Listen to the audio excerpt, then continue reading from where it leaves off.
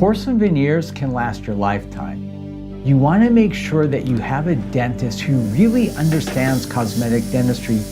You need to discuss the shape, the color, the length, the way that it's going to alter or change your profile, because these are permanent. I'm Abby and I'm getting veneers done today. So I was born without an adult tooth. I have an implant on the right side and bonding on the left side.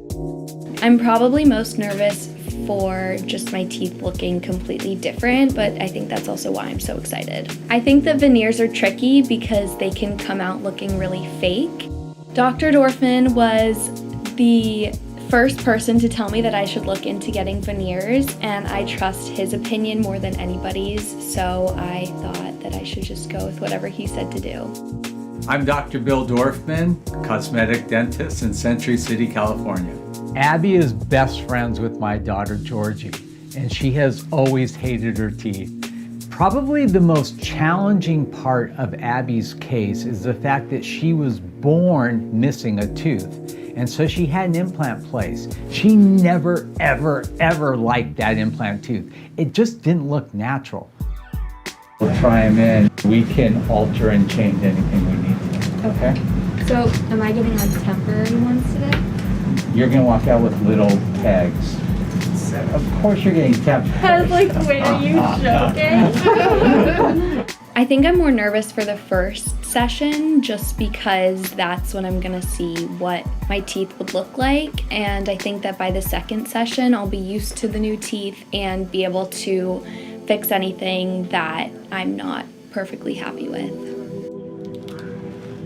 At the first visit, what we're going to do is Zoom whitening. I wanted to make her teeth as light as we could, so when we match the new teeth to her existing teeth, it's the brightest shade possible. Number two, we do what's called a mock-up. The mock-up is critical so the laboratory knows exactly what shape we want Abby's teeth to be in. So Abby can give me some feedback. She can tell me, Doc, I want them longer or short or whatever. Once we get the mock-up created, the laboratory will use that as a template for the shape of her teeth.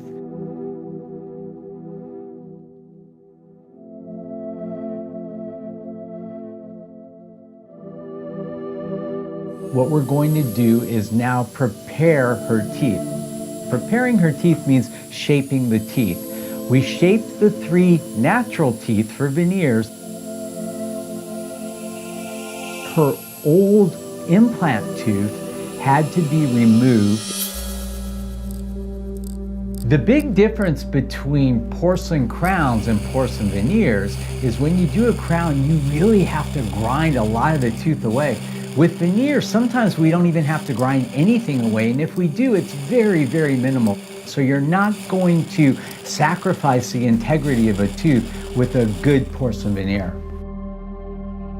When you place an implant, you need to torque it down to 30 to 35 Newton centimeters square. That's the recommendation so that that implant will stay there for the rest of Abby's life. We took an impression with what's called an impression coping so we could create a new implant tooth. So after we finish that, we go ahead and we fabricate beautiful temporaries because we can't have Abby walking around with ugly teeth for a week. It was really fortunate that we created temporaries for Abby because we were able to evaluate them, and Abby then gave our laboratory some specific instructions on what she wanted a little bit differently. And fortunately, Jane, my amazing lab technician, pulled through and they were perfect.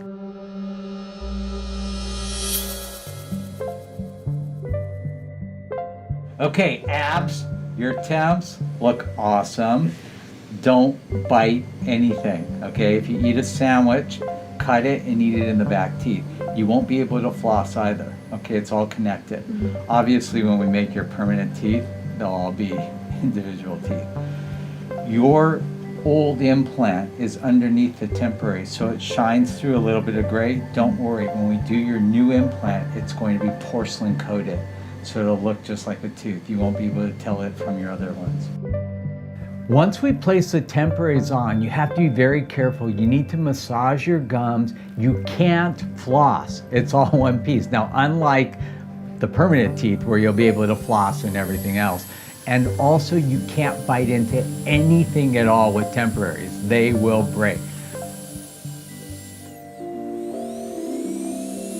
At the second visit, we go ahead and we remove the temporaries.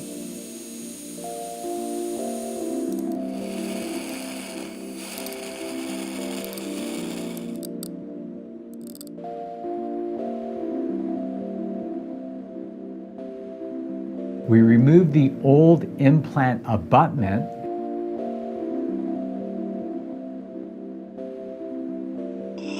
And we place the new implant abutment.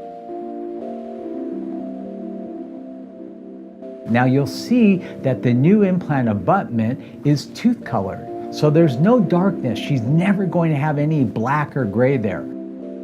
Once we place that in, we can then put the veneers on the adjacent teeth and the crown on the implant tooth.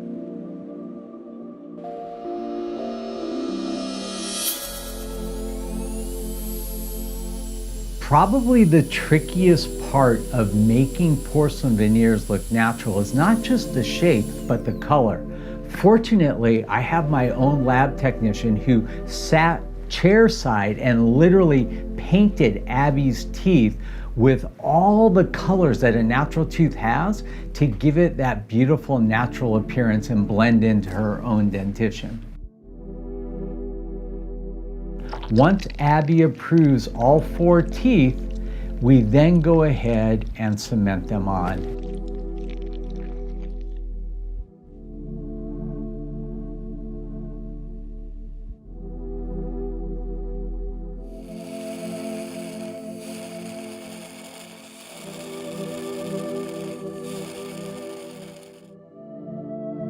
Once you place the porcelain veneer on the tooth, the permanent veneers and crowns are just like natural teeth. You brush them, you floss them, you can eat whatever you want. It takes as much force to break a porcelain veneer as it does a natural tooth. I was so excited to see my new teeth. They were exactly what I was hoping they would look like. I really like how the implant looks. I think it looks so much more real and it fits in my mouth, unlike the original one. Working with Abby overall was a dream. She is the perfect patient. She's an interior decorator. She has a very, very fine eye for detail. And I think Abby was blown away. It's obviously a scary process because it changes your whole smile, but I'm so glad that I went through with him and that I followed his suggestions, and I'm just really happy with how my teeth look. I know that whenever I smile in pictures now, I'm gonna feel super confident about how my teeth look, and I'm not gonna shy away from smiling in pictures anymore. Hey, I'm Dr. Bill. Thank you for watching Refinery 29. To watch more videos, click here. To subscribe, just click here.